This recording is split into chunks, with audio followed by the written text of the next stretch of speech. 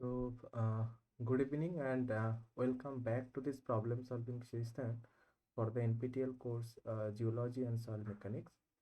So, in the last week, we were discussing about the permeability of soils and we have mostly dealt with the flow in one-dimensional condition. But that is not the case for always. So, for a more realistic scenario, the flow can be visualized. The flow in soil can be visualized as two-dimensional. So, for that, we proceeded further. And in this week, we have learned about another or further aspect of this topic, that is called seepage in soil. So, in the very beginning, we have derived the Laplace equation of continuity pertinent to this aspect, that is seepage in soil. Then the solution of this Laplace equation in terms of flow net and its construction. Okay, so we have seen. Now, this application of flow net is very essential or crucial in the field of soil mechanics. So, with the help of flow net, we can derive a few important entities. So, among these entities, this seepage calculation, it's one of those. Okay, so seepage calculation from a flow net, how we can determine the seepage. Then, apart from this seepage, we can also determine the hydraulic gradient. So hydraulic gradient will basically vary. So hydraulic gradient also we can determine. Then the uplift pressure beneath a hydraulic structure, that also we can determine with the help of flow net. So that's why learning about flow net or having an in-depth knowledge about flow net and its construction is very essential as a geotechnical engineer. Now, initially we have started learning about the construction of flow net in case of isotropic soil. Now, later on, we have extended the construction to anisotropic soil medium as well. Okay. Then, as I mentioned earlier, the uplift pressure under hydraulic structure. So, with the help of flow net, we have also learned how to determine the uplift pressure under hydraulic structure. Then seepage through earthen dam on an impervious base, that also we have learned from this week. And in the next segment of this week, we have learned about stresses in saturated soil with and without seepage, quicksand condition and sand boiling. So it's a very important phenomena in the practical or day-to-day application of soil mechanics. Then lastly, filter and base material for dams and embankments. So what we'll do in this week, so we'll not be able to cover all the aspects which we have learned from this week. Rather, we'll try to pick up a few essential aspects and try to solve a few numerical problems related to these aspects. And in the next session, we'll try to solve problems regarding the remaining aspects. Okay. So first, we'll start with the application of Laplace equation of continuity through this problem. Problem 1. So in problem 1, a drainage pipe became, it's mentioned like that, that a drainage pipe became completely blocked during a storm by a plug of sand 1.5 meter long, followed by another plug of a mixture of clays, shales and sands 0.5 meter long. So this condition is depicted in this figure, figure 1. So here, as you can see, so this is the down pipe, or this is the down pipe, so it's connected with the drain pipe. So drain pipe, in the sense, it's marked as AB.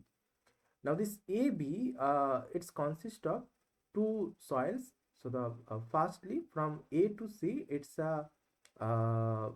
sand, and C to B, it's a mixture of silts, clays and sands. So during storm, this drainage pipe become completely blocked by a plug of sand, and it's having a length of 1.5 meter, and the remaining length, that is 0.5 meter, is completely blocked by a mixture of silts, clays and sands. Okay, so the drainage pipe is having a total length of 2 meter. Now when the storm was over, the water level above ground was 1 meter. So due to this blockage, when the storm was over, it was seen that the water level above ground was 1 meter. So this is 1 meter of water level above the ground. Okay. The hydraulic conductivity of the sand is 2 times that of the mixture of clays, shales and sands. And it's been given that the hydraulic conductivity of sand is 2 times of mixture of silts, clays and sands. That means sand is highly permeable as compared to this mixture of silts, clays and sands, and by 2 times. So whatever may be the permeability of mixture of silts, clays and sands, the permeability of sand will be 2 times of that. Okay. Now with this condition or with this problem or with the given scenario, we have to plot the variation of pressure, elevation and total it over the length of the pipe, obviously for the drain pipe, okay, from A to B. Then we have to calculate the pore water pressure at the center of the sand plat and at the center of the mixture of clays, shales and sands. And lastly, we have to find out the average hydraulic gradients in the sand and in the mixture of clays, shales and sands. Okay. So through this problem, we'll basically see the application of Laplace continuity equation. Okay. So what is the Laplace equation of continuity for two-dimensional flow and in anisotropic media? Can you please tell me? What is the equation derived by Laplace continuity equation?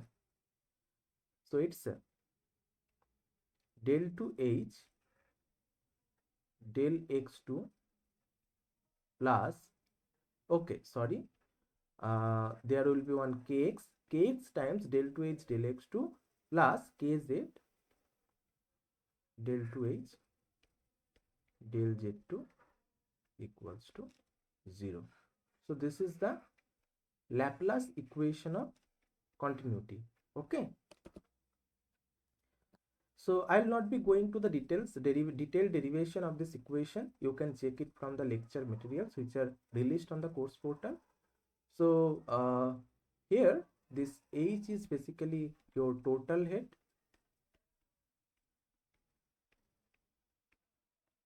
and X and Z are the coordinate axis in the coordinate, two-dimensional coordinate, or rather we can say Cartesian coordinate.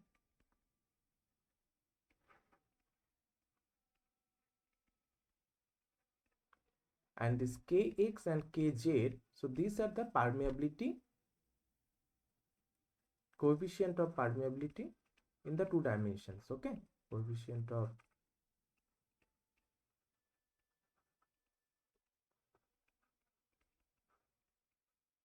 permeability in X and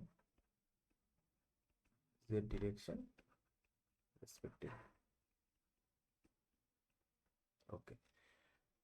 Now let's identify the given problem. So it's a one-dimensional flow condition or it's a two-dimensional flow condition. So that we have to first identify. So as you can see that it's a one-dimensional flow case. Okay, so 1D flow. It's a typical example of 1D flow. So therefore this equation will be reduced to del 2h del x2 equals to 0. So this will be the governing equation for the present problem. Okay. Now what we'll do, we'll basically solve this equation, because solution of this equation will give you the distribution of total head along the length of the pipe, and that is required because for the first question we have to plot the variation of pressure, elevation and total head over the length of the pipe. So therefore a variation or determination of variation of the total head is very crucial to answer this question. So we'll see how we can solve this equation. So we can solve this equation by integration. So if we integrate this equation twice, then the total head would becomes C1x plus C2. Okay, after integrating twice. Now here C1 and C2, these are the arbitrary constants or coefficients.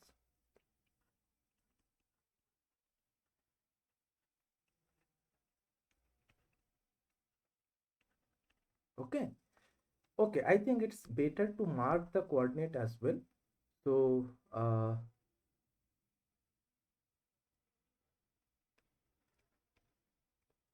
this is your Z and this is your X. Okay, so we can extend this line further.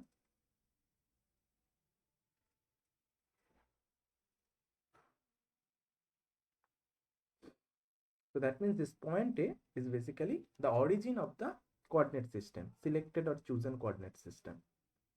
Okay, now since the permeability of these two soils, first one is the sand and the next one is a mixture of silts, clays and sands, so these are different.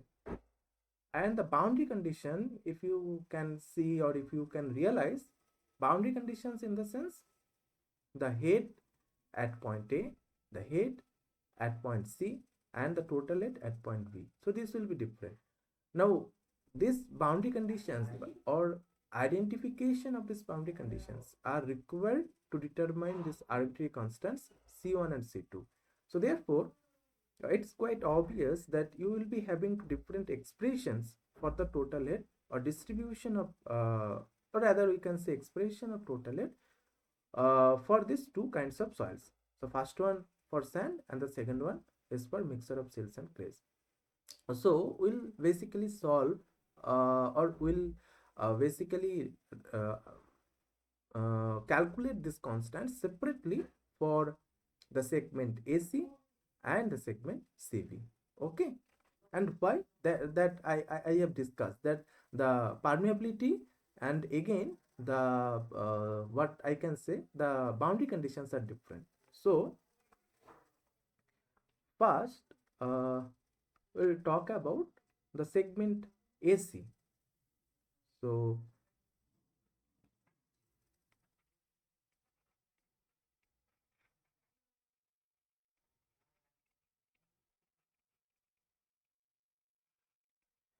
now for segment AC, so at point A means x equals to 0, what is the total head?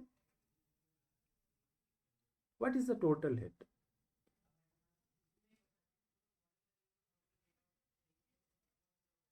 So this center line of the pipe is taken as datum. Now what would be the total head? So total head would be a summation of these values 0.3, 2 and 1 meter. Okay, so this will give you the total head at point A or at x equals to 0. So 0.3 plus 2 plus 1, that means 3.3 meter. So you have to basically add these values because here at point A the water level after storm rises to an elevation of 1 meter above the ground level. Okay, so that's why the total head would be 0.32 plus 1. Now what's about point C? Means x equals to 1.5. Do you know the total head? Do you know? No, we don't know the total head because it has to be derived by solving the equation, Laplace equation. Okay, so for this time being, we are assuming that the total head at point C is AC. Okay, now what we'll do, we'll basically substitute these conditions in this equation, equation 2. Suppose this is equation 1 and this is equation 2. So we'll substitute these two conditions for segment AC in equation 2. Now if we substitute, then after substitution,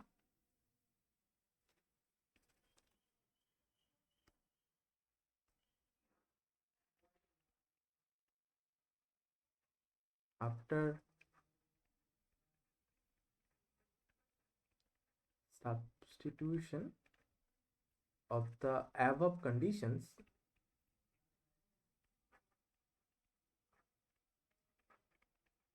what we'll get? So first we'll get that C1 times 0. Okay, so C1 times 0 plus C2 equals to 3.3. Now C1 times 0 means this term will be vanished.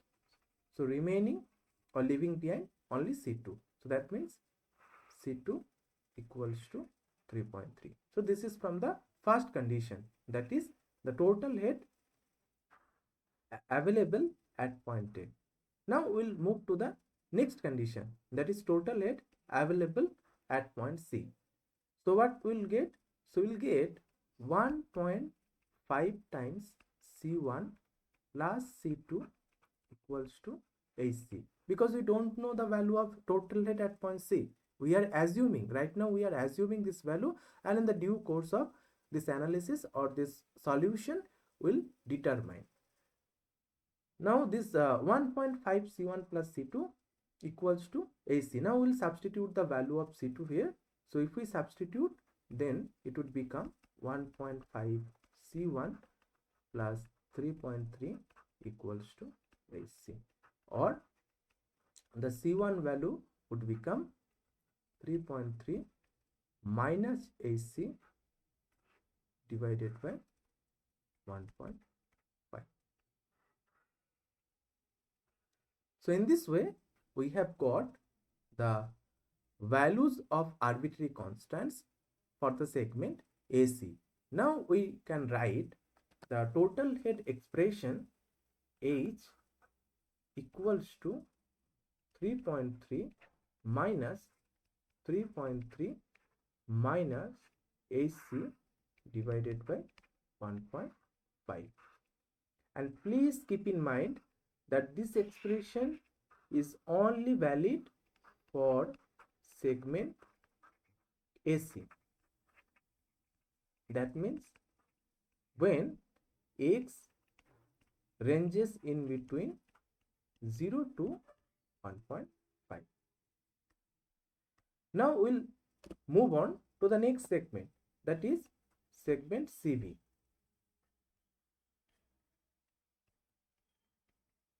And we'll follow a similar logic. Okay, so now for segment CV, the boundaries are point C and point B.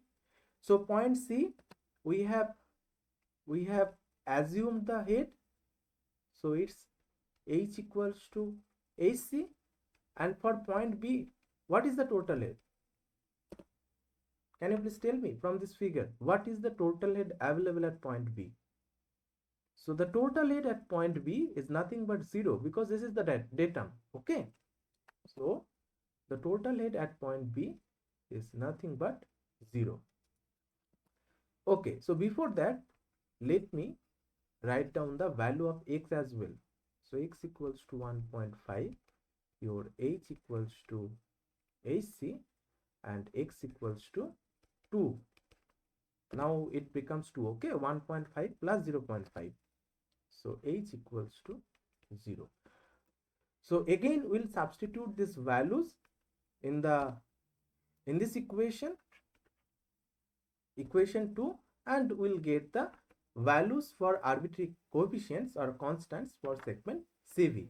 Okay, so this time we'll use some other constants C1 prime and C2 prime to differentiate from the segment AC. Okay, so 1.5 C1 prime plus C2 prime equals to AC. So this is one equation, and the second equation would be 2 C1 prime plus C2 prime equals to 0. Now from the second equation, we can write C2 prime equals to 2 C1 prime. Yes or no? We can write, na? Now this condition or this relationship between C2 prime and C1 prime will substitute in the first equation. So if we substitute this in the first equation, so that means 1.5 C1 prime minus 2 C1 prime equals to AC. Or we can say that C1 prime would be minus 2 AC. So if C1 prime would become minus 2 AC, then C2 prime would become 4AC. Okay, so these are the two values or two arbitrary constants for segment CV. Now we can write the expression of head, the expression of total head for segment CV as 4AC minus 2ACX, where X is varying from 1.5 to 2. Okay, so this is for segment CV. That means your X is varying from 1.5 to 2. So right now we have the expressions, two different expressions for total head for segment AC and CV respectively. However, if we observe these two expressions very carefully, then there would be one unknown entity involved in both the equations, and that is nothing but the total head at point C. Okay, AC. So this AC value initially we have assumed. Now we have to determine the value of AC. So to determine the value of AC, therefore we require another condition, another known condition or prescribed condition. Now what is that condition? Can anyone please tell me what is that condition to determine the value of AC?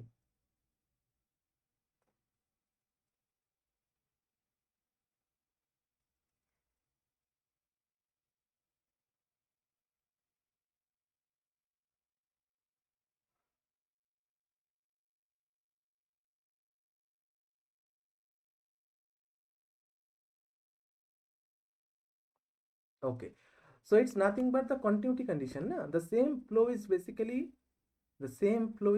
taking place in segment AC and in segment CV as well. Now what we can do, we can basically apply the Darcy's law for segment AC and CV individually to determine the rate of flow which is basically occurring inside this sample, and then we can equate these two expressions, these two rate of flow. Then we can easily get the value of total head available at point C.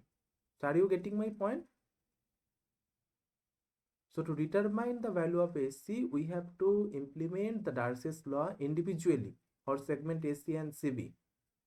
Okay, then we have to equate for the rate of flow. Now we'll basically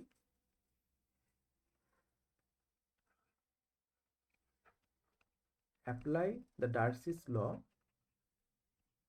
to determine the rate of flow.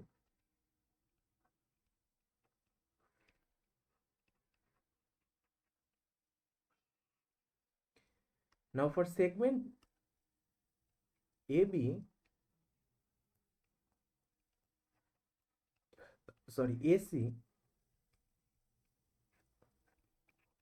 the rate of flow, suppose this is basically taking place throughout sand. So I am using suffix s, okay, QS. Now what would be the value for QS? So it would be KS, IS, AS.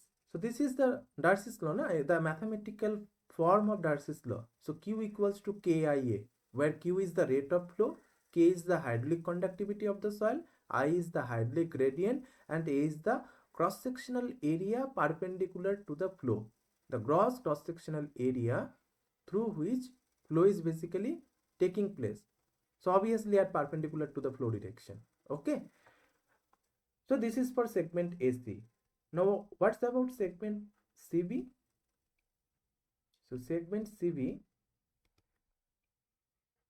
so if we denote the rate of flow by QM, so M suffix is basically used to indicate the mixture of silts, clays and sands. So therefore QM, so it would be KM, IM, AM. Now these two rates of flow would be equal, or should be equal, rather we can say these two flow should be equal. So if we equate QS to QM, then the resulting equation would become KS, IS, AS equals to Km, Im, Am. Now what is this, what are the values for these entities? Ks, Is, As and Km, Im and Am.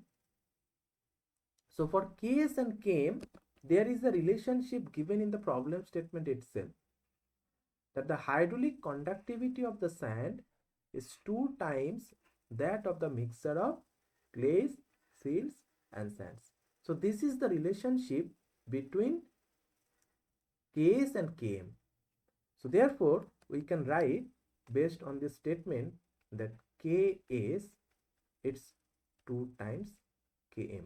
So hydraulic conductivity of sand is 2 times of hydraulic conductivity of the mixture of sand, silts and clay. Okay. So this is for the hydraulic conductivity. Now what is for Is and Im? So Is, so this is the hydraulic gradient. Hydraulic gradient in the sense the head lost divided by the length over which head is lost. So for AC, so Is, so this is basically valid for AC segment AC. So Is, so it would be HA minus AC divided by LC, LAC, and Im, it would be HC minus HB divided by LCB. So for Is, the head point at total head at point A was HA. Now after moving through the distance LAC, the head becomes HC. So what is the loss is basically happening here? HA minus HC over how much length? LAC length. So therefore HA minus HC divided by LAC will give you the hydraulic gradient for sand sample for the segment AC. So in a similar manner, for the mixture of silts, sands and clays, the initial head at point C was HC. After moving through the distance LCV, the head becomes HB. So therefore, the hydraulic gradient is HC minus HB by LCV. Now, these values we know. Somehow we know these values. Okay, so we'll substitute. So HA, this is 3.3. Already we have determined. So this value 3.3. Okay, HC we don't know. We are still in the process to determine HC. So therefore we are simply writing HC. And LAC, so this is the length of segment AC, which is 1.5. Now for segment CV, HC we don't know, and HB this is 0, and LCB this is 0.5. So therefore this is 2 HC. Okay. Okay, and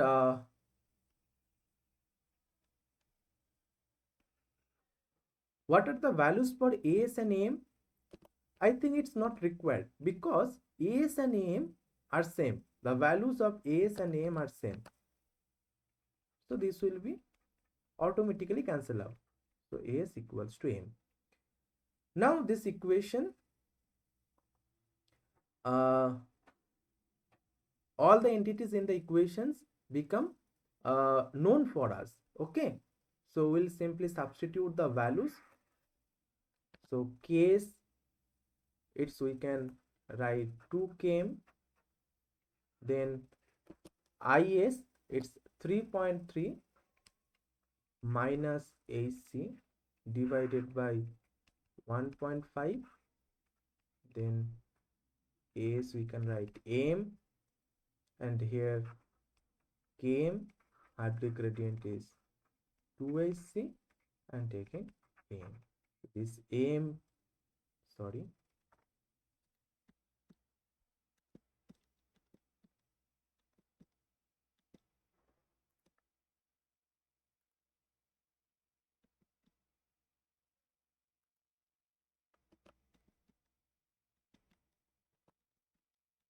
okay, so this AM, okay, I don't know,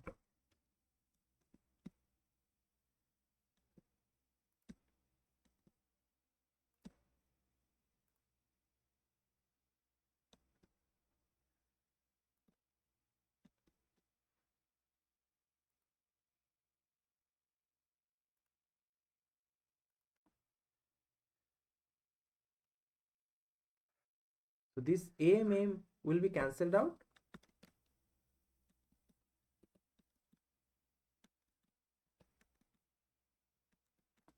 Okay, and this KM also will be cancelled out. So leaving behind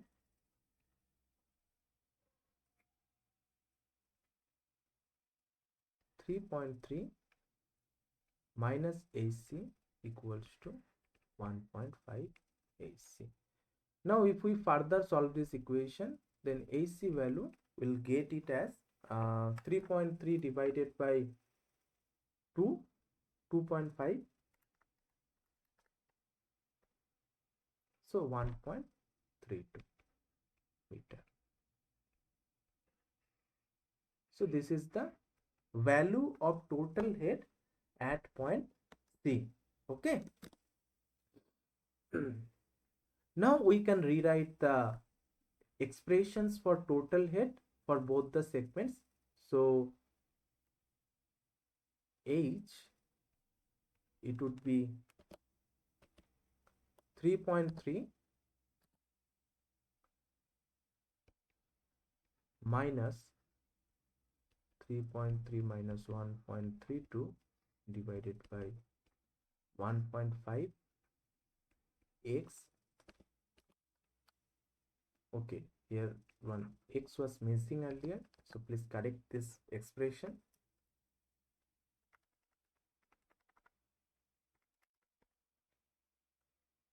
So that means 3.3 minus 1.32x, and again this is valid for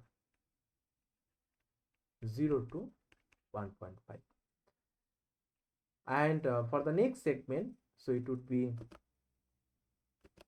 4HC minus 2HCX. So 4 into 1.62, that means 6.48 minus 2 into 1.32, that means 2.64x, and it's valid for 1.5 to. Now you substitute the values of x in this expression, any value obviously in between the range, then you can easily determine the total head throughout the length of the drainage pipe. And please be careful that at the point C, that is at the intersection point or at the common point between these two segments AC and CV, the head should be same. There should not be any difference. Okay, so please try this. Substitute the value of x as 1.5, then 3.3 minus 1.32 into 1.5, so it's 1.32. You are getting the value of HC. Similarly, if you substitute the value of x as 1.5 in the second expression, so 6.48 minus 2.64 into 1.5, so it will again give you the value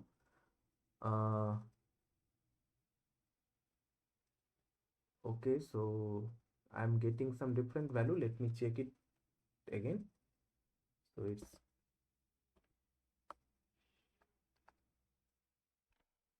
4 into 1.32.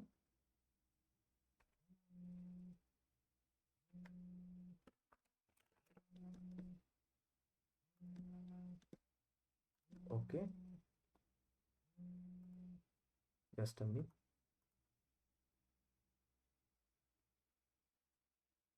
Hello. Hello. हाँ. Okay, okay. Hmm.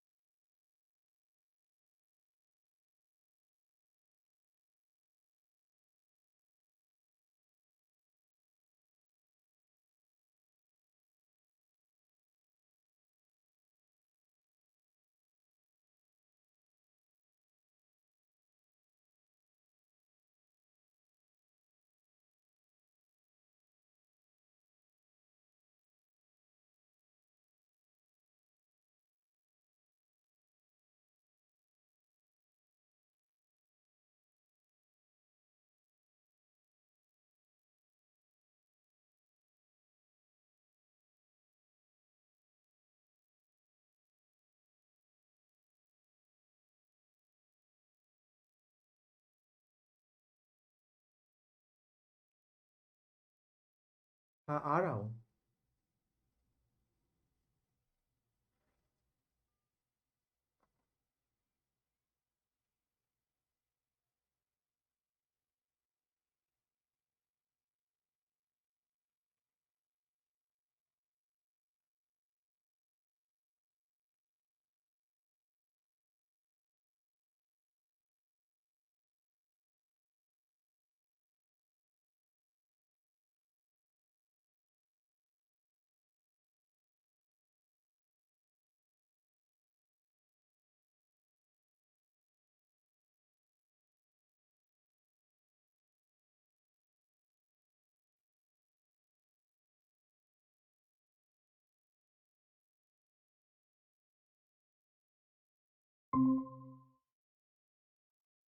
Okay, sorry for the interruption. So, I think I did one mistake in the second expression. Okay, let me check it once.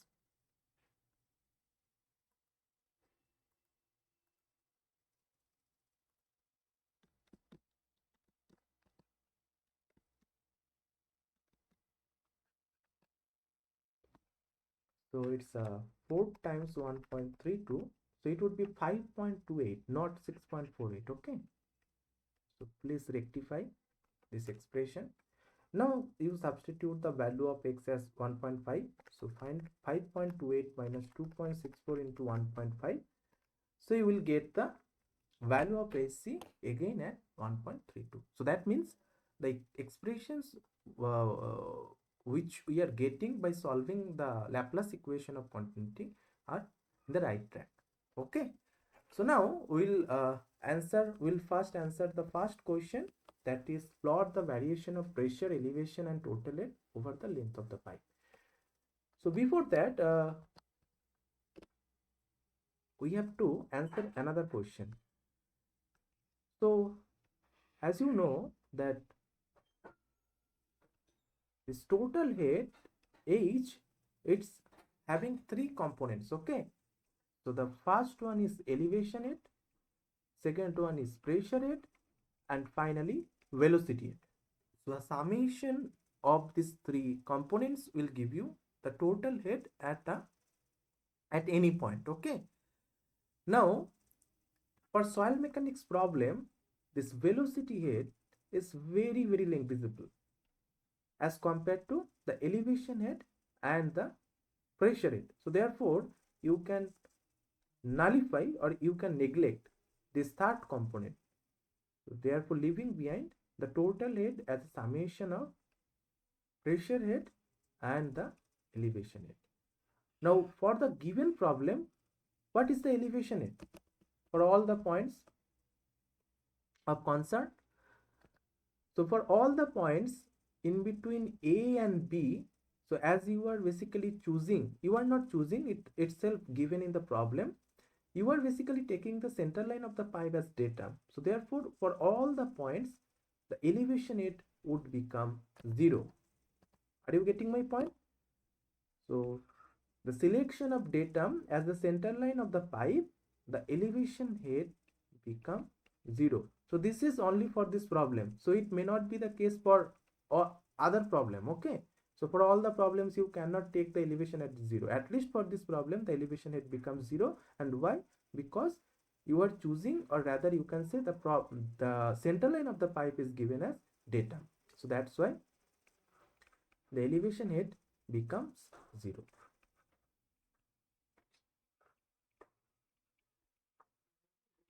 So therefore, whatever total head you will get, that will be the pressure head at that point.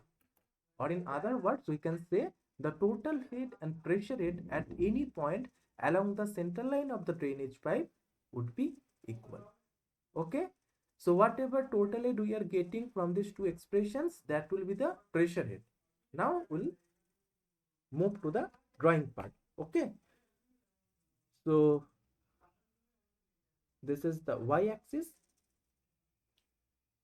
this is the x-axis.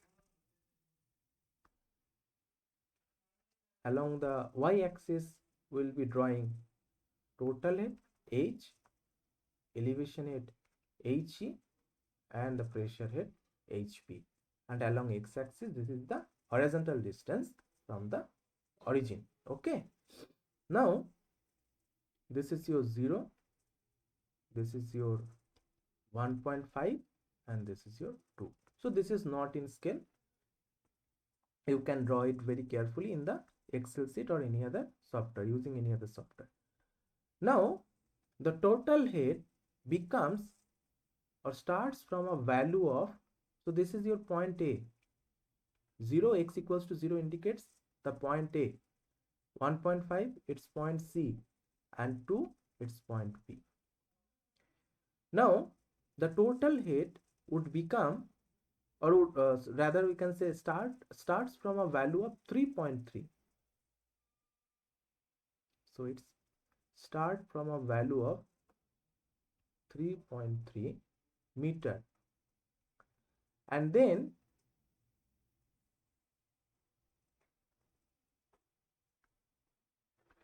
it reaches to a value of 1.32 at point C, and then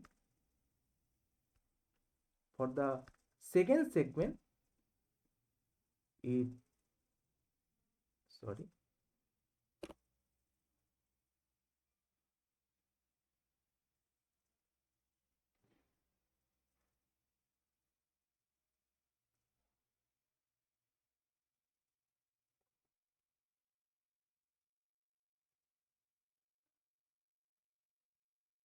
after moving the second segment it become 0. Okay,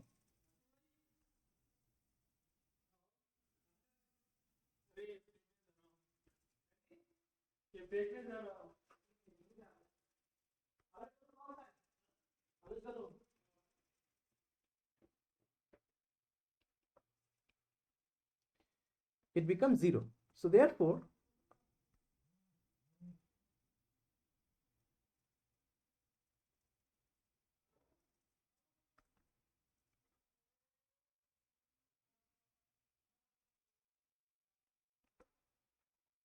you are getting to different gradients for these two lines, and the variation is obviously linear, as you can see from the analytical expression for the first segment as well as for the second segment.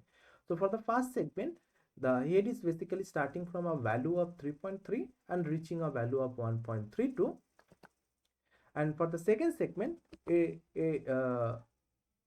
again starts from a value of 1.32 and then reaching a value of 0 at the end.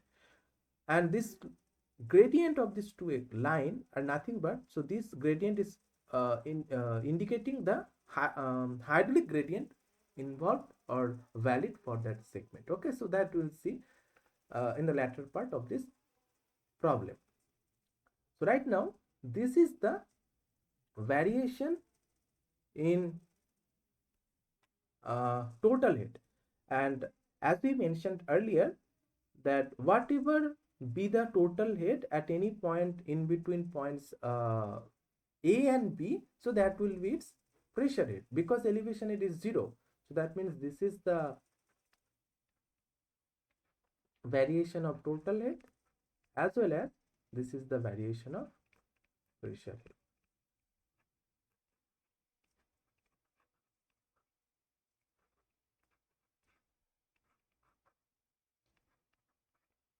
And what's about the elevation head? Elevation head, obviously it should be 0, otherwise the pressure head and total head should not be equal. So this is the elevation head.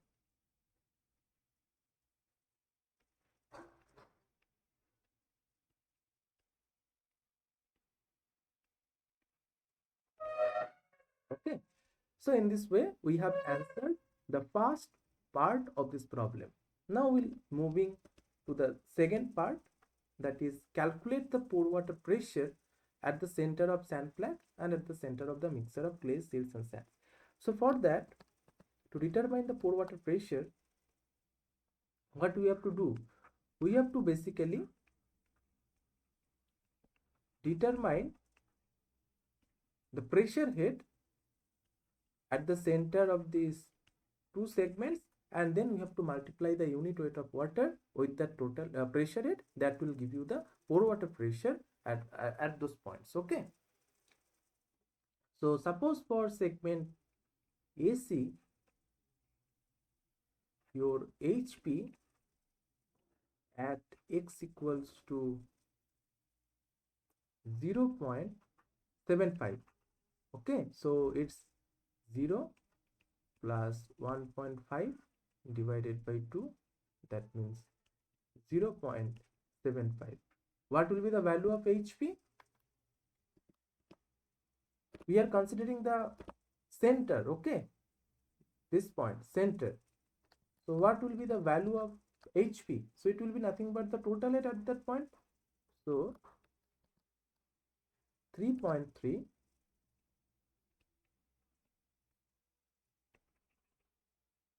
first let me write it as h equals to 6 point x equals to 0.75. So 3.3 minus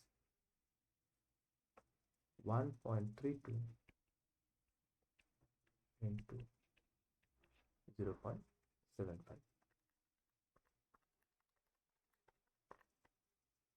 means 2.331 meter. So therefore pore water pressure UW, it would be 2.31 multiplied by, or it would be HP x equals to 1.5, or you can write HP comma W. So 2.31 multiplied by 10, so that means 23.1 kPa. So similarly for BC or CB,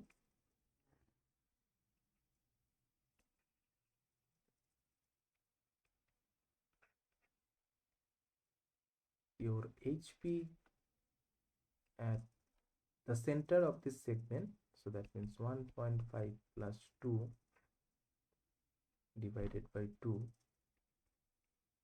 is H x equals to 3.5 by 2, 1.75, it is 5.28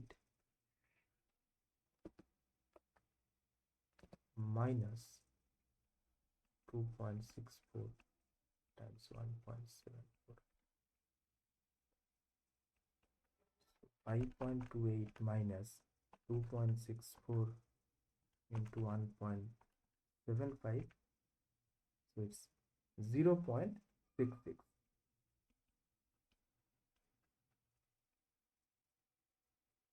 So this is 1.75.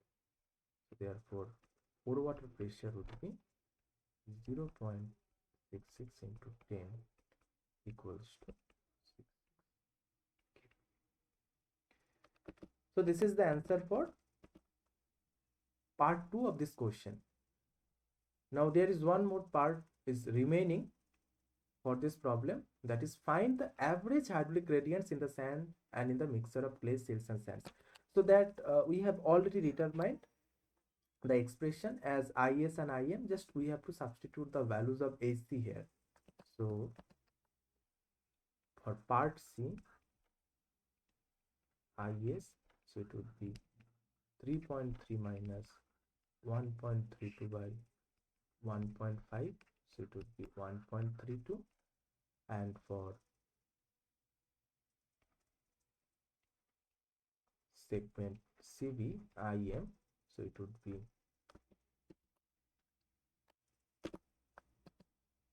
2 AC, so 2 into 1.32, that means 2.6. So these are the answers to this question. Now one important observation is here, that IS, so from the head expression, total head expression for segment 1, so this is the IS 1.32, and from the second expression, so this is the gradient of this second line, so 2.64. So this So as we mentioned earlier, that the gradient of the line is nothing but the Hartley gradient of that segment, average Hartley gradient. So that statement is basically true. Okay, so we have verified. Now we'll move on to the next problem. Okay, before that, let me know any confusions or any doubts at least for this problem. Problem 1.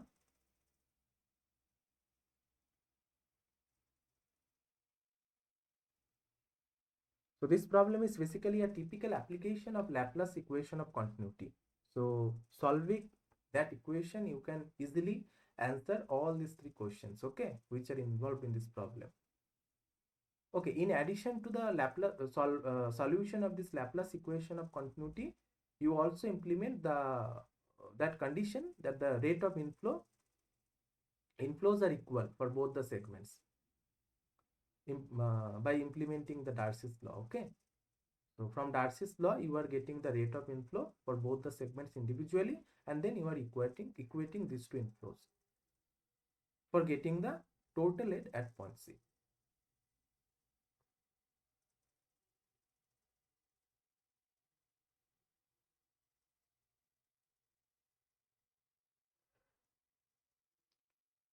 Okay, I hope it's fine from your end as well. So then we can move on to the next problem.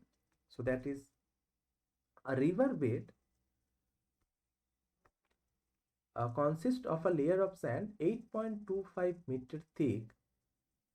So this thickness, okay, 6 meter plus 2.25, that is a total of 8.25 meter thick, overlying impermeable rock.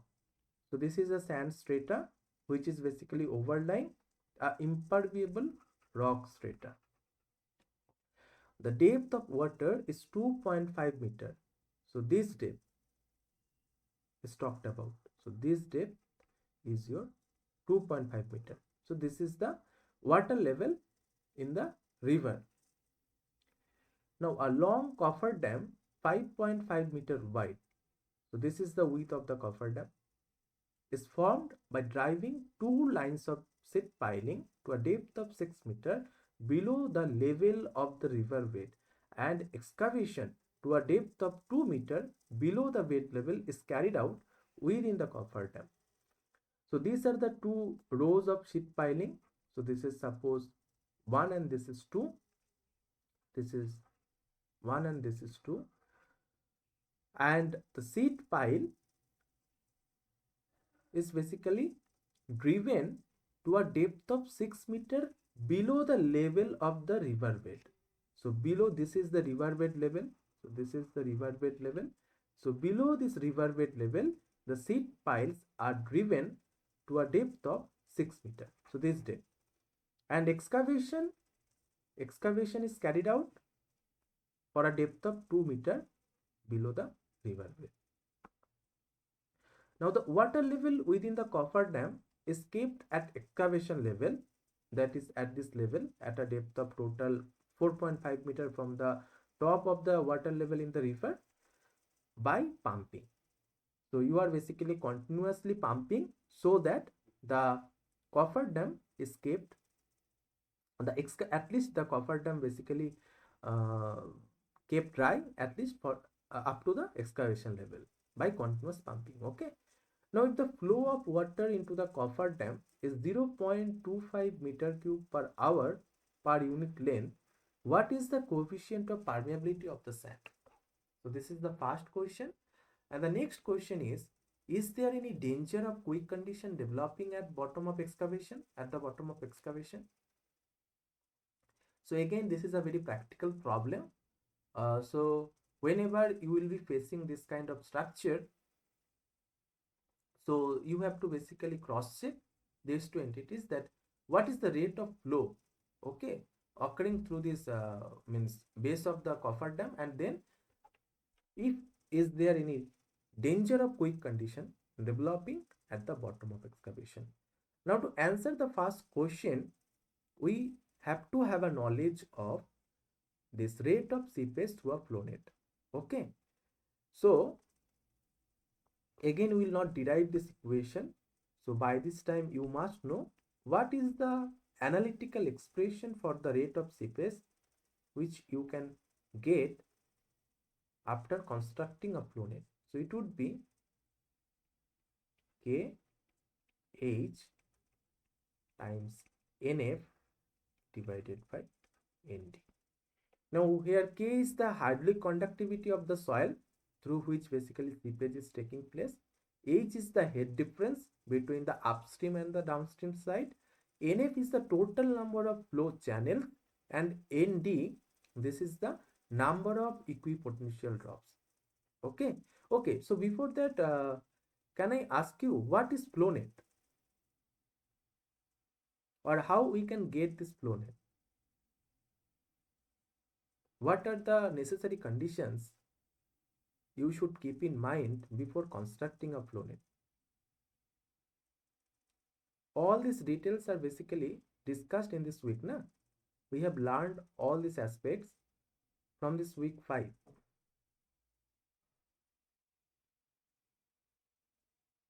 And how this flow net will vary from an isotropic medium to an anisotropic medium. What will be the major difference? Suppose right now we are dealing with isotropic medium, means the hydraulic conductivity for both the directions are same, horizontal and vertical. But if this is not the case, then what we should do?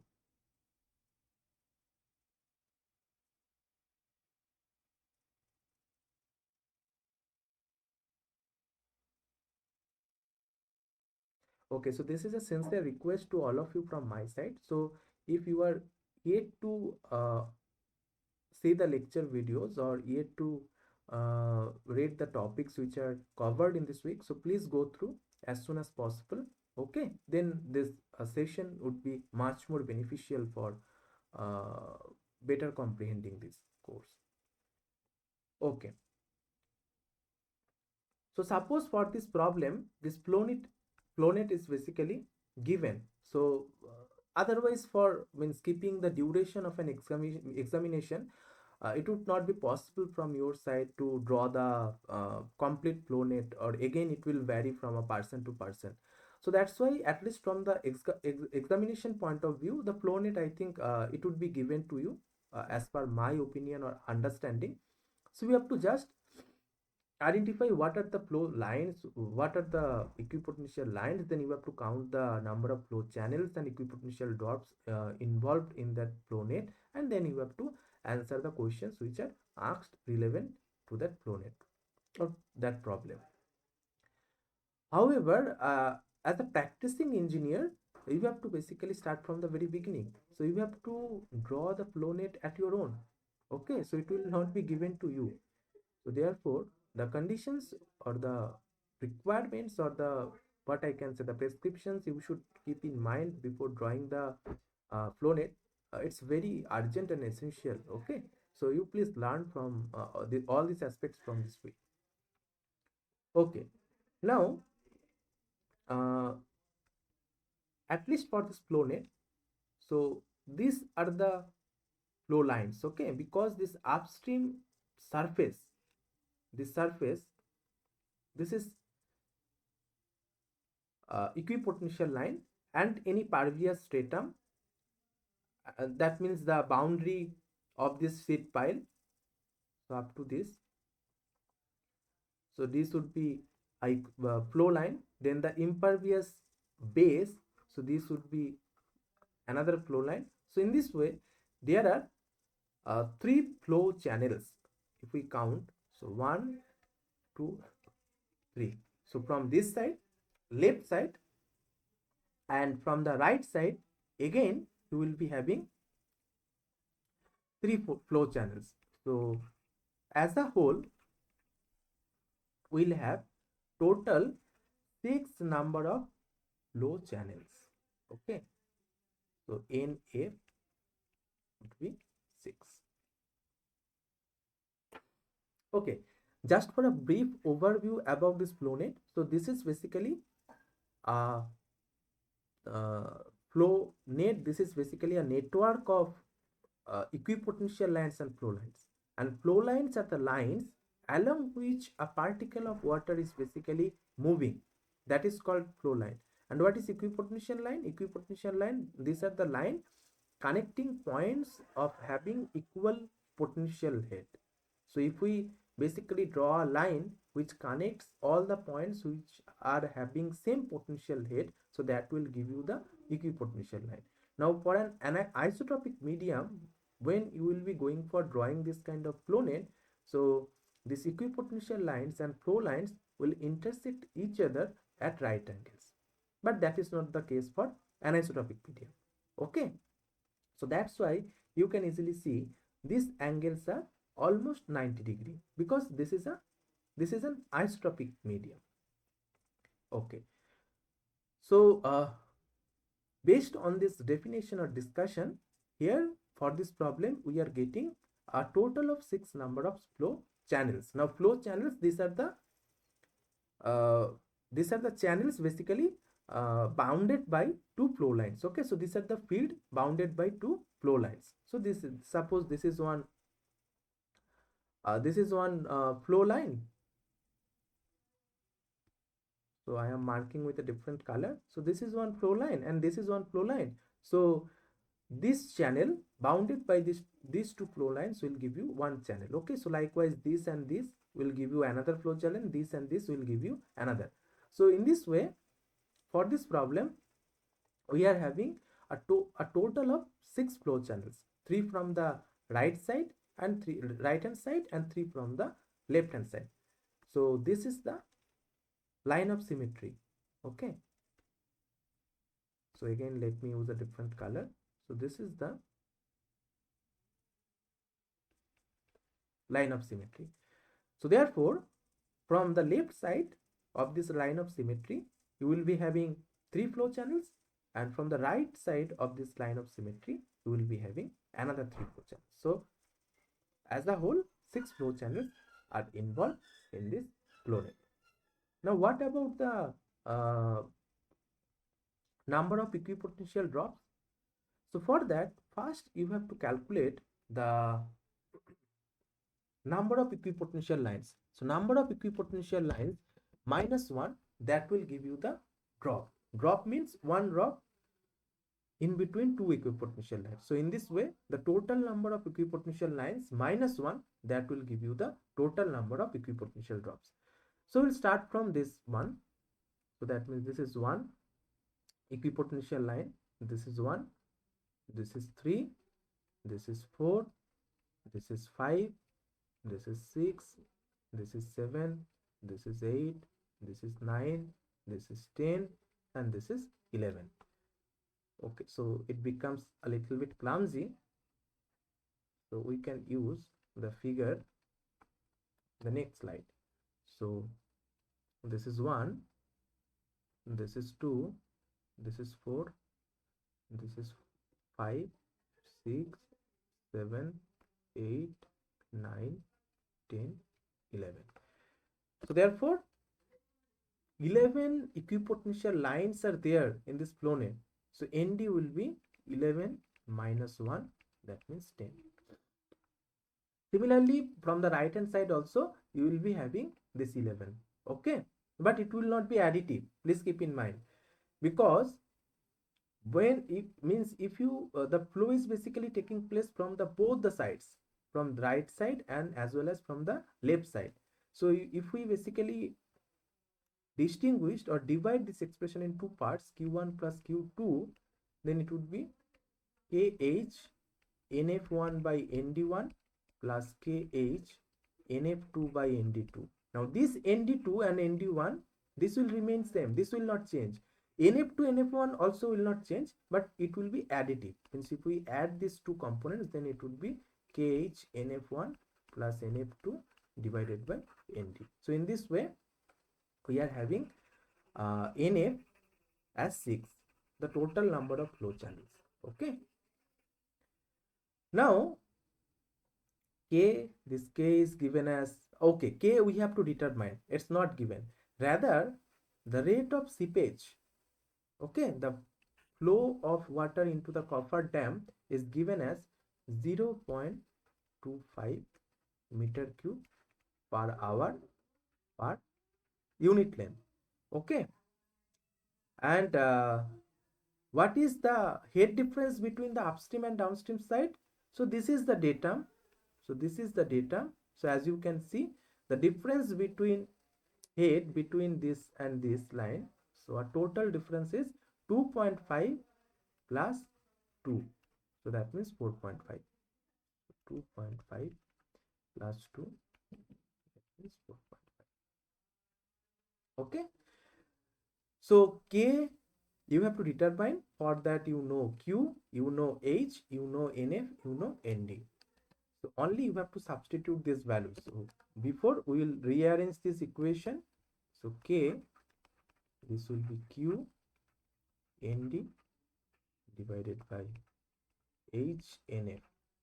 Now Q is your 0.25, ND 10, H 4.5 and NF 6.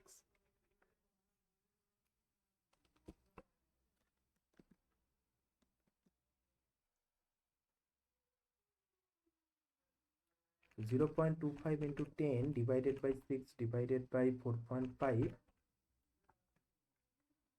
So it's 0.0926 meter per hour. So if we write it in meter per second, then we have to divide this value by 3600. So it would become in meter per second.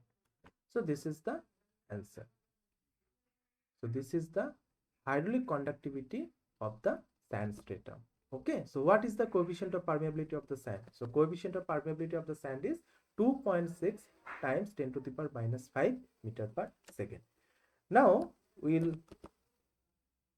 concentrate on the second part of this problem. Is there any danger of quick condition developing at the bottom of excavation?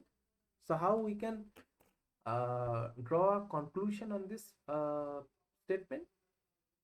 So how we can arrive at this statement that whether there will be any danger of quick condition developing at the bottom of excavation or not? So for that, you have to calculate the critical hydraulic gradient that is basically responsible for the quicksand condition, and then you have to calculate the exit hydraulic gradient. Exit gradient in the sense the gradient which is basically relevant for the last flow field adjacent to the downstream side. Suppose this one. Okay. So I exit, so it would be delta H divided by L exit. Now delta H you know. How you know delta H? Because this is the total head difference 4.5, and this head is basically distributed or lost over 10 number of equipotential drops. So through 10 number of equipotential drops, this head 4.5 meter is basically lost. So therefore each potential drop would be having a value 4.5 by 10, that means 0.45 meter. And what is about the L exit? So L exit, it will be the length of the last segment or last flow field adjacent to the seed pile, that is 0.90 meter. So you know the delta H, you know the L exit. So therefore you can easily determine the I exit, that is the exit hydraulic gradient, head lost over the last flow field divided by the length of the last flow field. Now coming to the I critical. So I critical, so it's having an expression GS minus 1 divided by 1 plus C. Okay, again you can derive this expression, how this expression is coming. So I am not going into that details, but you can derive. Okay, so GS minus 1 by 1 plus C, so that will give you the critical hydraulic gradient. But for this problem, I hope GS and E value are not given. So you can assume some suitable value for GS and E for the sand stratum. Then you can get the I critical. Now the factor of safety against quick condition or piping. Okay, again this quick condition. So it's a ratio of I critical divided by I exit. So I critical on one hand, so this is the gradient which is responsible for the quick condition. So if you reach that gradient, hydraulic gradient, then you will be having the quicksand condition. Okay, quicksand condition, I think by that time you know, no, all of you know what is quicksand condition. Means the effective stress becomes zero due to the upward seepage, and then the means the soil mass is basically behaving like a liquid, means it's boiling. Means another term, it's called sand boiling. Okay, so if you don't know, please go through the lecture materials. Okay, so I critical, so this is the value maximum, and I exit, so this is the available value. Now how much margin is there? So the ratio of this I critical and I exit will give you that factor of safety. So if it is 1, that means you are on the verge of quick condition, and if this factor of safety is greater than 1, much greater than 1, then you are having some reasonable or good factor of safety. Okay, so in that way you can basically draw a conclusion on this statement that whether there will be any danger of quick condition developing at the bottom of excavation or not. So I am leaving this problem up to you. So this is you can treat it as a homework problem. So please solve at your home and let me know in the next session if you face any difficulties while solving this problem. Okay, so only you have to calculate the exit hydraulic gradient and the critical hydraulic gradient, and you have to take a ratio of these two values, I critical by I exit, and from that you have to judge whether there will be any danger of quick condition developing at the bottom of excavation or not. Okay, I hope it's fine. Okay, if so, then we can take the next problem. So in this problem, we have to determine the quantity of seepage under the dam shown in figure 3 by considering NF equals to 5 and ND equals to 13. So in this problem, the flow net is not shown. Instead, the values of NF and ND are directly given to us. Okay, so the number of flow channels 5 and number of equipotential drops 13. Now both layers of soil are isotropic. The coefficients of permeability of the upper and lower layers being 1.6 into 10 to the power minus 5 meter per second and 2 into 10 to the power minus 6 meter per second respectively. So unlike the previous problem, in this problem what we are having? We are having two different layers of having two different permeabilities. Okay, but one thing that is important to note, that both the layers are isotropic. So that means the coefficient of permeability along horizontal and vertical directions are same within one layer. Okay, so in this problem we have to determine the quantity of seepage, and we have already seen the expression of quantity of seepage. So it's KH NF by ND. Okay, now H we know because the head difference between downstream and upstream, suppose this is the upstream side and this is the downstream side. So H it's 4 minus 0.5, so that means 3.5 meter. So this is the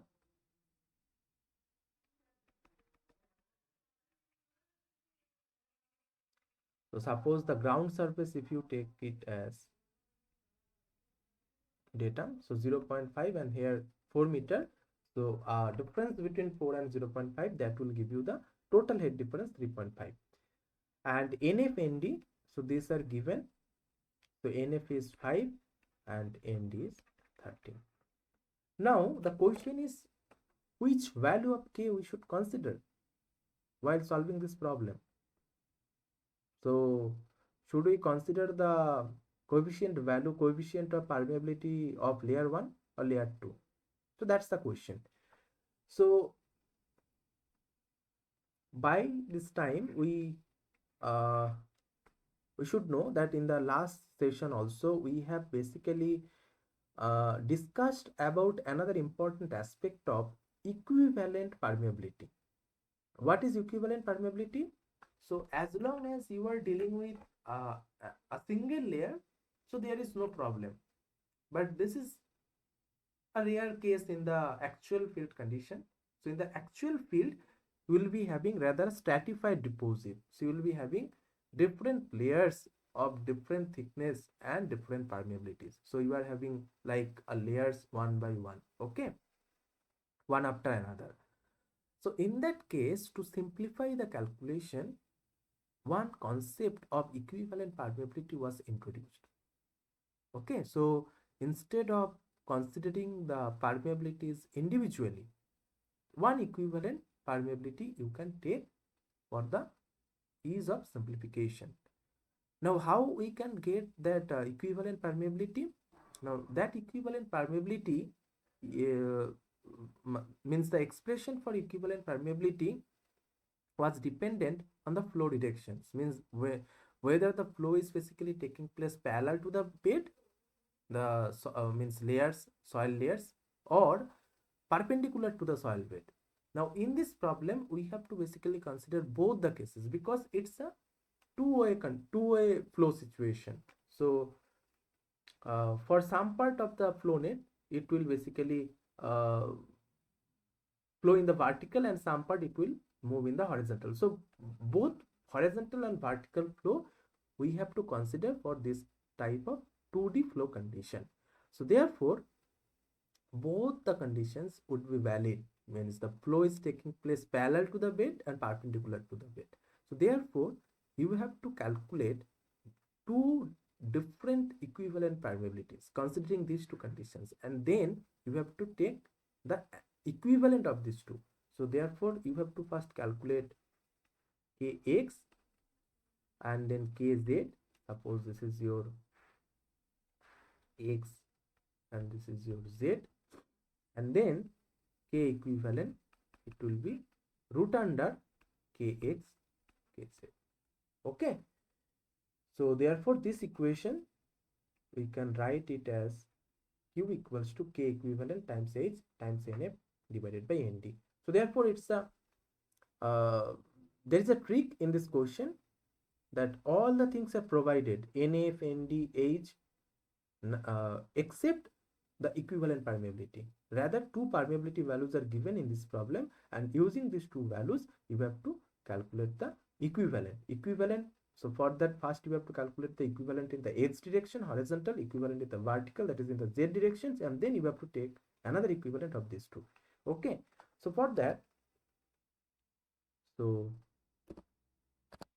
k1, this is given as 1.6 into 10 to the power minus 5 meter per second. K2, 2 into 10 to the power minus 6 meter per second. Therefore we can write it as 16 into 10 to the power minus 6 meter per second. And the thickness of the layers, suppose we are denoting this thickness L1 and this thickness L2. So L1 and L2 both are equal and having a value of 5 meter. Now for Kx, so for Kx it's a flow condition parallel to the bed. So therefore the equivalent for the x, it would be K1 L1 plus K2 L2 divided by the L1 plus L2. And for Kz, the equivalent permeability in the z direction, so it's a condition flow perpendicular to the bed. So therefore L1 plus L2 divided by L1 by K1 plus L2 by K2. So I am not deriving the expression of this equivalent permeability because already we have discussed in more details in the previous session. Okay. So now you have to simply just substitute the values, that is the K1 value is 16 into 5 plus 2 into 5 divided by 5 plus 5 multiplied by 10 to the power minus 6, and here 5 plus 5 divided by 5 divided by 16 plus 5 divided by 2 into 10 to the power minus 6. So it would be 16 into 5 plus 2 into 5 divided by 10. So 9 into 10 to the power minus 6 meter per second. So equivalent permeability in the x direction, it is 9 into 10 to the power minus 6 meter per second.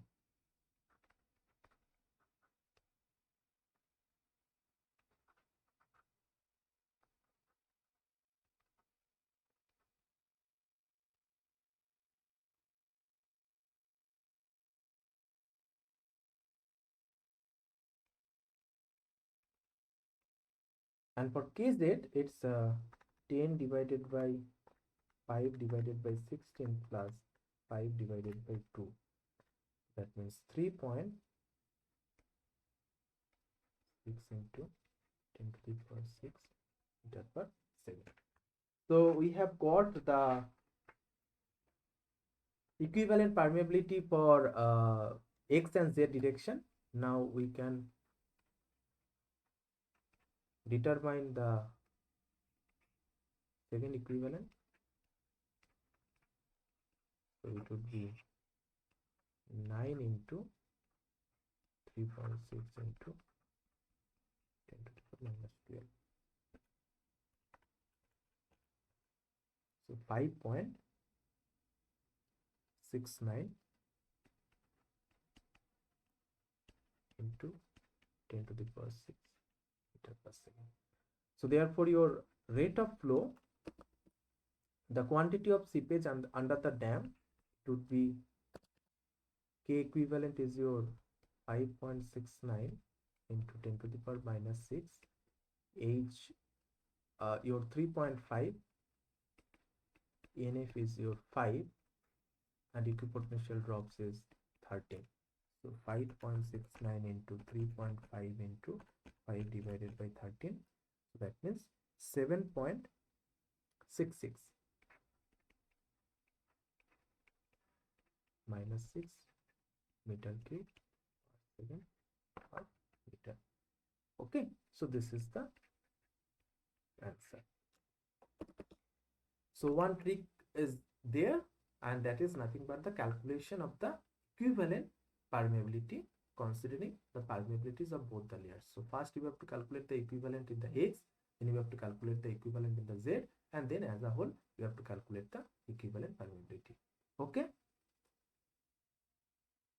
is it okay?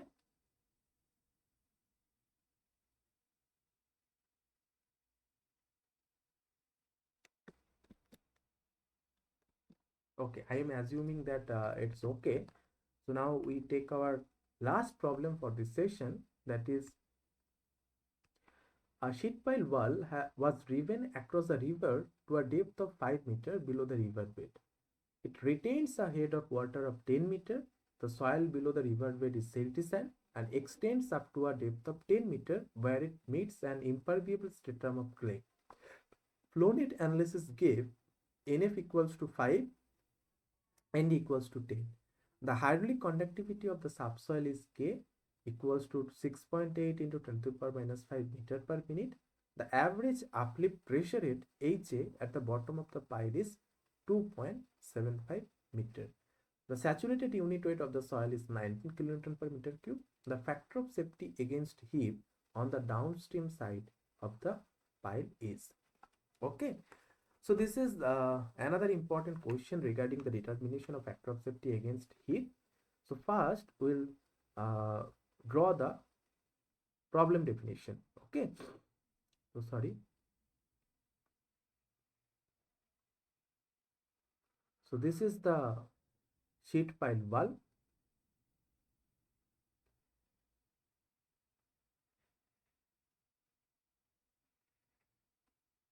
So this is the river bed. So it's retains a head of water 10 meter.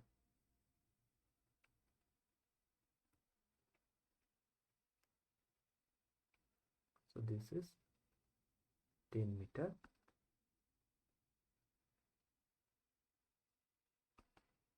Okay.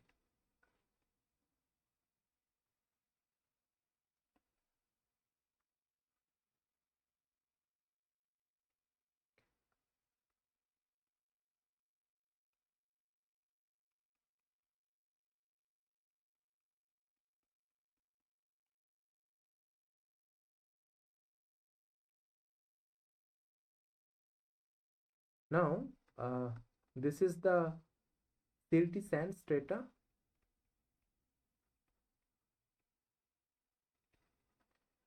It's having a thickness of again 10 meter.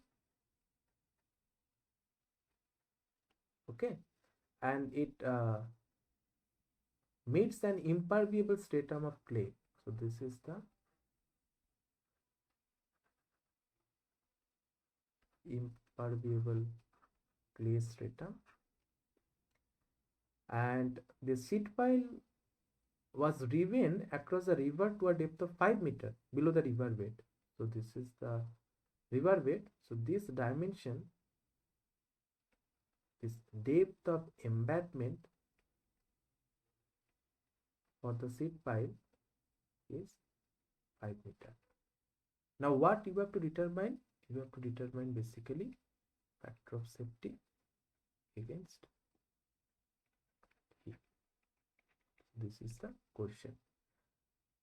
And one more thing, that is the K value for this subsoil is given as 6.8 into 10 to the power minus 5 meter per minute, and NF and ND values are given as 5 and 10. This is after drawing a flow net.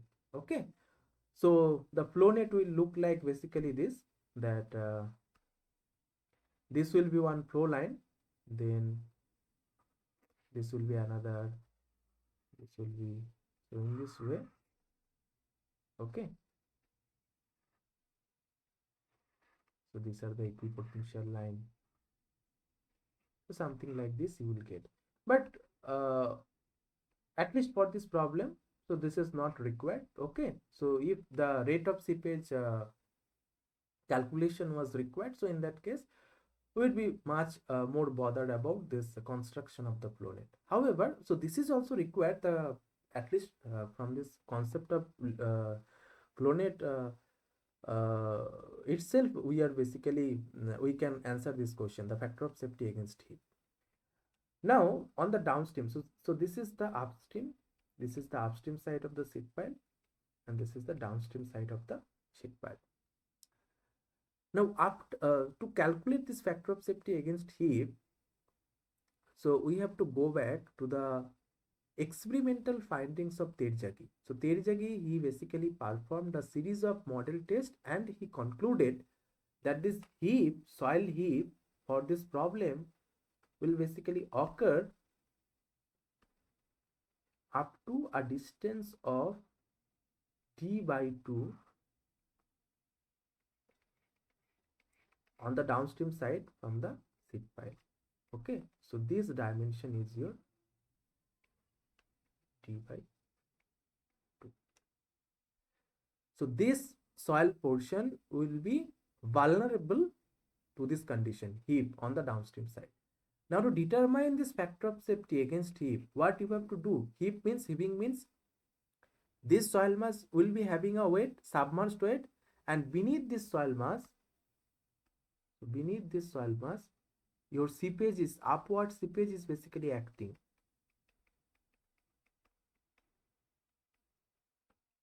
So in the upward direction, the soil mass is subjected to the seepage force, and the soil weight itself is basically acting in the downward direction. Now these two ratio will give you the factor of safety against heap.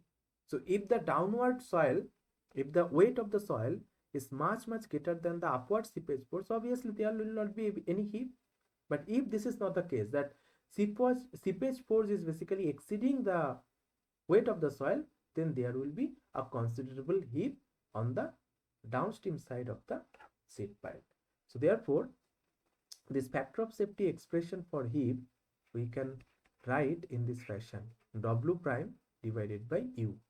And this W prime, this is the submerged soil weight. This is the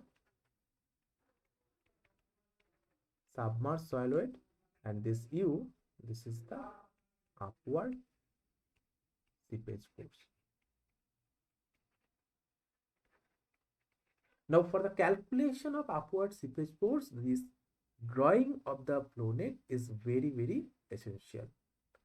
But at least for this problem it's not required, because the average uplift pressure head is given. So it's directly given. If it is not given, then you have to basically start from the very beginning. You have to draw the flow net, and at each point along this bottom of the pile, you have to first calculate the total head, then you have to basically deduct the elevation head of that point, and you have to calculate the pressure head.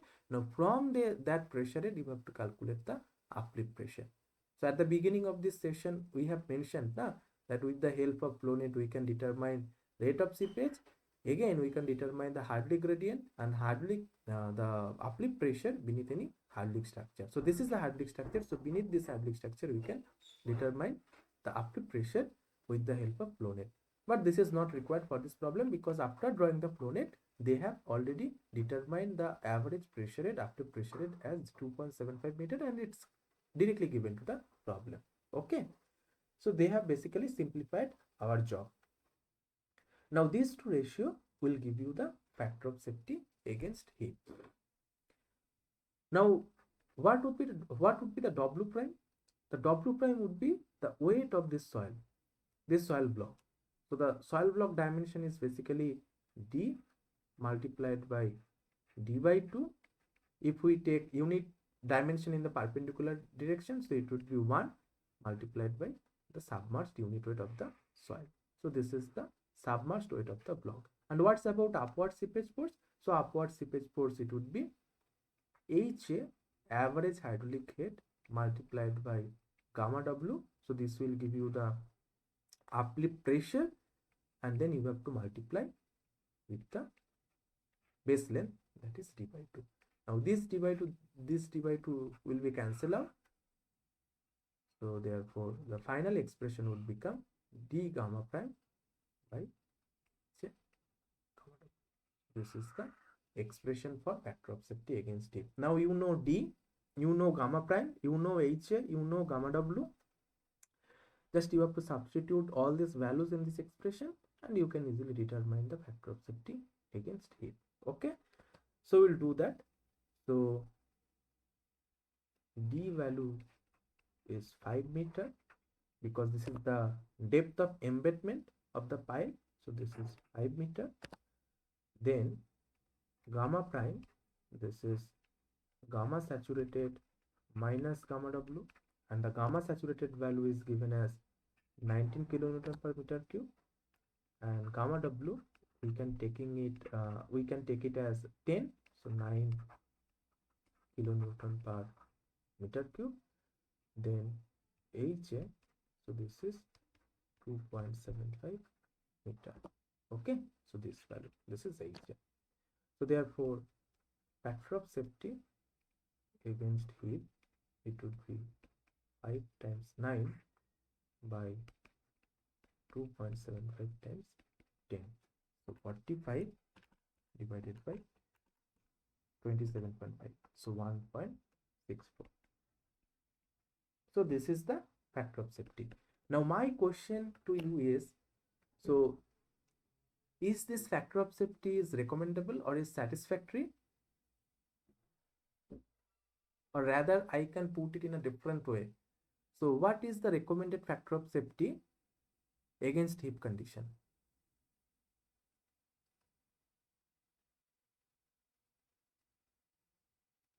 So what value is basically recommended in the literature to prevent the heat, avoid this type of condition?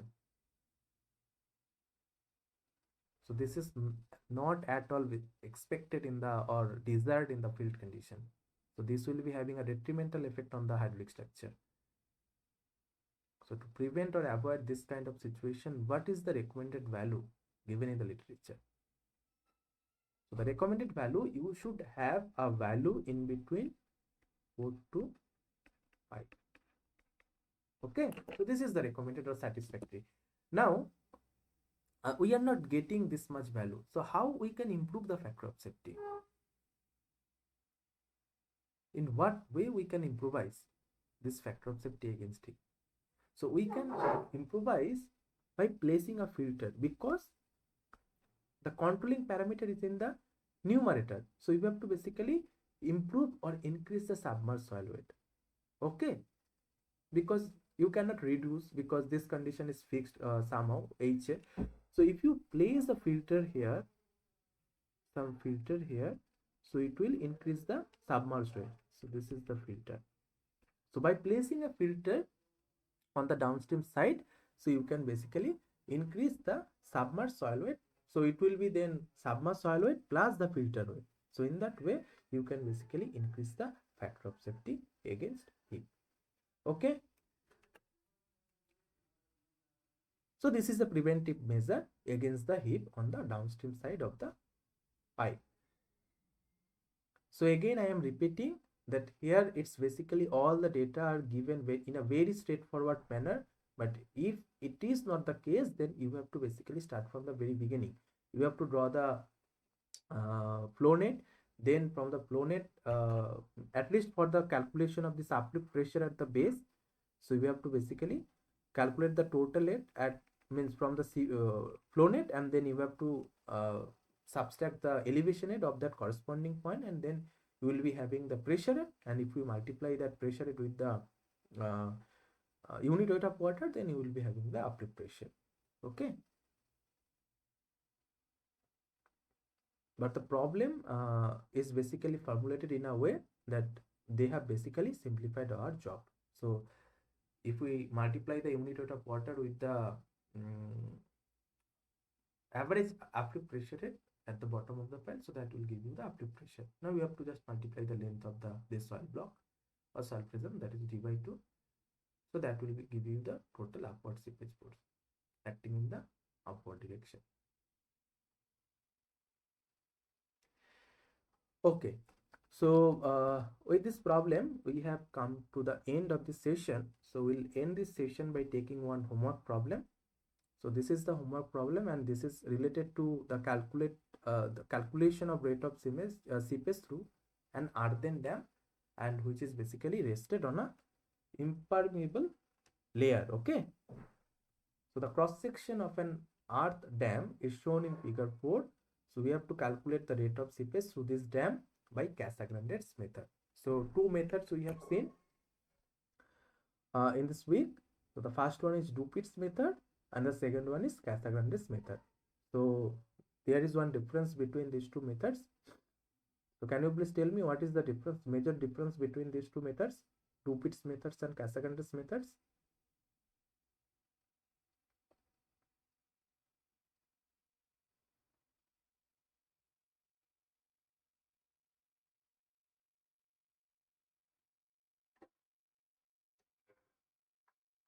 Okay, so it's all about the Hartley gradient. So Hartley gradient in one method, it's in the first method, it's taken as dz by dx, whereas in the next method, it's approximated as dz by ds. So this is the phreatic surface. Okay, so this is the difference, main difference between these two methods. Okay, so again, we will not concentrate on this topic. So we'll rather concentrate on this method, Casagrande's method, by using how to use these methods to calculate the rate of seepage through this dam. So first of all, we know the Darcy's law to calculate the rate of seepage, and that is Q equals to K I A. Now we'll consider two sections. So this is one section, Okay, so this is the dam. Okay, first let me brief about the cross section of this dam. So this is the dam. The gradient of this upstream and downstream side is 1:2, one vertical is to 2 horizontal. So this is the reservoir. Okay, 25 meter. The height of water is basically retained. Now this is A prime to B, C. So this is basically the phreatic line. Okay, so this is the phreatic line. Now this phreatic line, this is the topmost flow line. Okay, so this is the topmost flow line. So now this line, there is a procedure, standard procedure to determine this line. However, it's not required in this problem because it's given. So what you have to do, you have to basically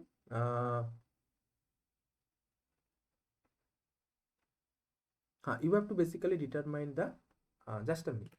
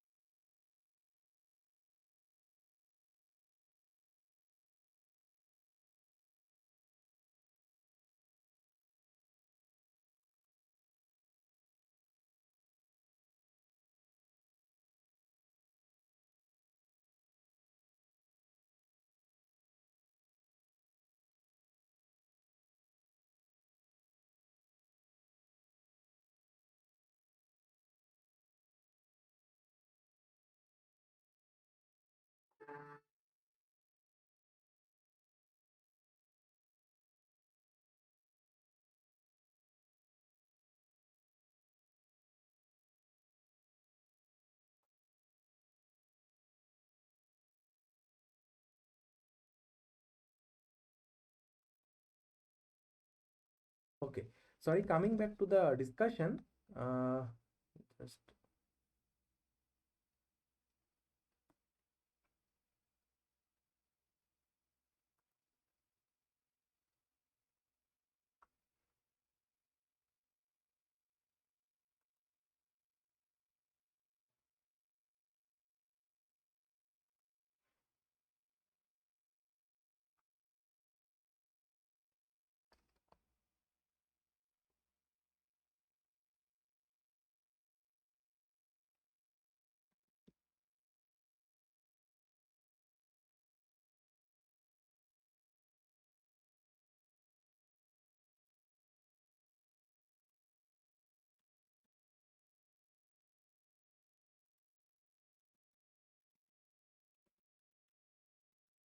okay. So coming back to the discussion. So this is the phreatic line. Now you have to basically rate of seepage, what is basically occurring inside this or through this dam. Now what we have to do, we have to basically we have first assumed a section here B prime, and then we have basically considered another section. Suppose this is E prime. Now this angle is your alpha, and this distance, this BC, so this we are assuming as L. Okay, now if this angle is alpha and this length is L, so the rate of seepage or rate of seepage through this cross section B prime. So what would be the rate of seepage? So the rate of seepage B prime, so it would be K. What would be the Hadley gradient? What would be the Hadley gradient? Okay, so as per Casagrande's method, so the Hadley gradient is basically assumed to be dz upon ds. Okay, so suppose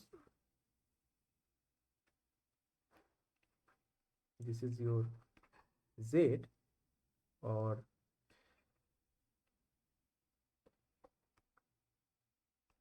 if we select the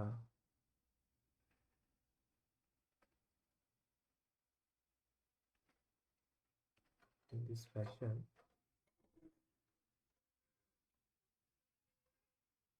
so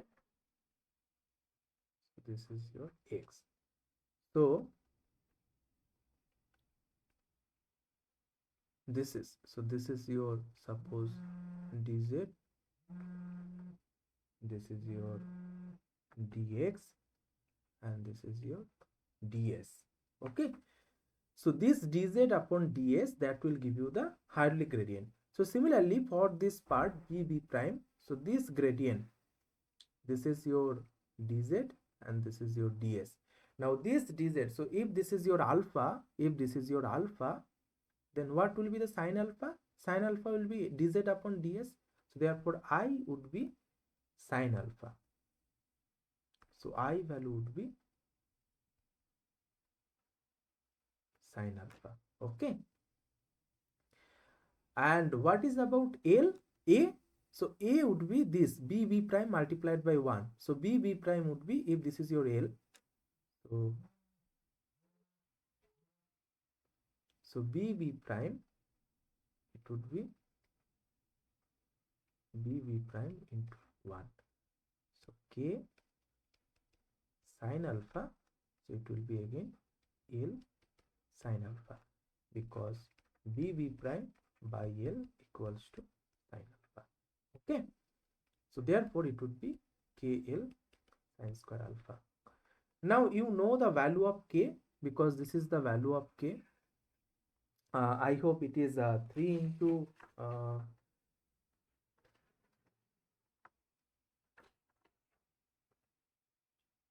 3 into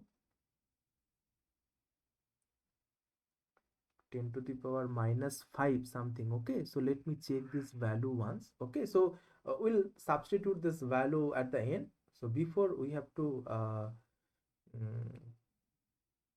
basically derive the expression for calculating this Q. So KL sine square alpha. Now K you know. Okay, so for this time being, you assume that the K is given to you. Alpha you know, because the inclination of these two sides are given, one vertical is to two horizontal. So you can easily calculate the alpha as tan square, tan inverse 1 by 2. So that means tan inverse 1 by 2. So it's 26.57 degree. The unknown is L. So this distance you need to calculate before answering this question. Now how we can calculate this L, that we'll see. So for that we'll consider another section at E prime. So E prime, so it would be, suppose this is your Z. So K time dz ds into z into 1. So this is the seepage. Now both this seepage, rates of seepage will be equal. So Q BB prime, Q E prime. So therefore KL sine square alpha, it will be KZ dz upon ds. Now we'll integrate this equation. So K will cancel out. So L sine square alpha equals to Z dz. ds is there. Now we'll integrate from this part. So for the S component, L to S. Okay. So L to S, and for Z it will be L sine alpha. So this dimension is your L sine alpha. L sine alpha to H. So this is your H. Now it would be L sine square alpha S minus L, and in this side it would be H square minus L square sine square alpha by 2. Now if we solve this equation, then you can, we can end up with the expression for L as S minus root under a square minus h square by sin square alpha. So I am not going further details about the derivation of this expression, so I am jumping a few steps and I am ending up with the final expression as L equals to s minus s square minus h square by s sin square alpha. So after simplifying or manipulating this expression, we will be having basically an equation, quadratic equation in L, and if you solve that equation, then you will be having this final expression for L. So here H, S, alpha all are known to us, so we can easily calculate. Now what is H? So H is basically 25 meter. So this value is your H. Now what is S? Okay, alpha is your 26.57 degree. And what is S? S basically the arc length. So A prime to this distance. So that we can basically approximate as d square plus h square. So this distance is basically your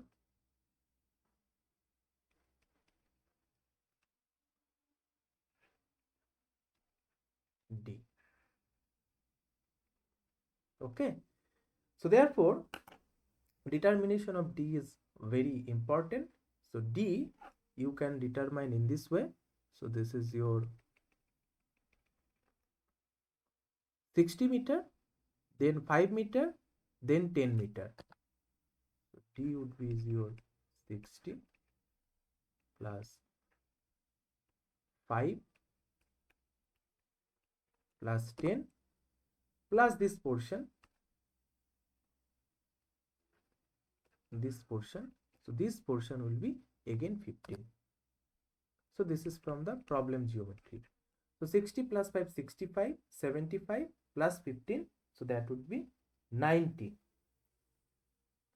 This value would be 90 meter. Okay, now once d is known, h is known, so you can easily calculate s. So if s is known, then alpha is also known, so you can calculate L. Now once L is known, you can calculate the rate of seepage from this equation KL sin square alpha. So the main target is to determine the value of L, because K and alpha is already or directly given to you. Now to for the K value, just let me give me some time.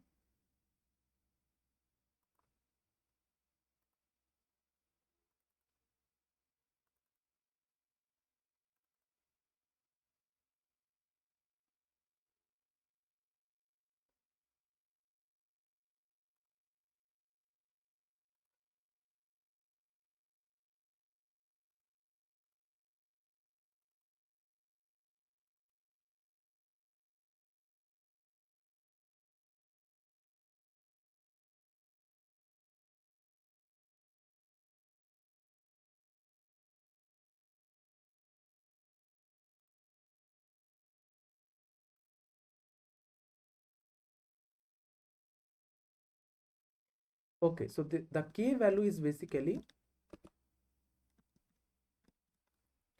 so this is 3 into, this K is basically 3 into 10 to the power minus 4 meter per. Okay, so with all these values, please try to solve this problem at your home. Okay, so it now becomes very simple.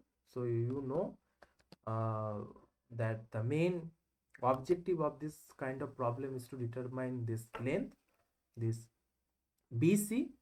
So this value L, and you can calculate from this equation s minus root under s square minus h square by sin square alpha, where s value is root under d square plus h square. This is the arc length A prime C. So this is basically approximated. So this A prime C. So this arc length. So this is nothing but the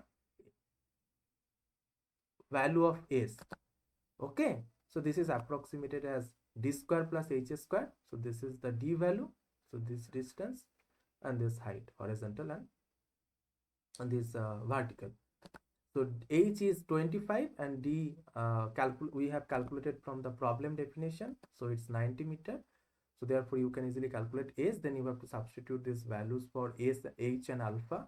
You easily get the l value. Now l you once get, you have to substitute this l, k and alpha in this expression, so you will be having the rate of seepage through the earthen dam. So it's a very straightforward problem once you know the expression for l. One, obviously before that you should have an idea how to calculate the rate of seepage. So it's having an expression KL sine square alpha. Alpha, this is the inclination, horizontal inclination of the embankment side. So both the sides are basically inclined at the same angle, and this L, so this is the L, so this dimension BC. Okay, so this is on the downstream side, downstream face. Okay, again alpha is also for the applicable for the downstream face. So downstream face of the earthen embankment. So this is another homework problem. And earlier I left one homework problem as to calculate the factor of safety against quicksand condition. I hope in problem 2. Okay. So this is all for today's session. Now I'll wait for a few minutes. So if you need any further discussion specifically for this session, so please feel free to ask me.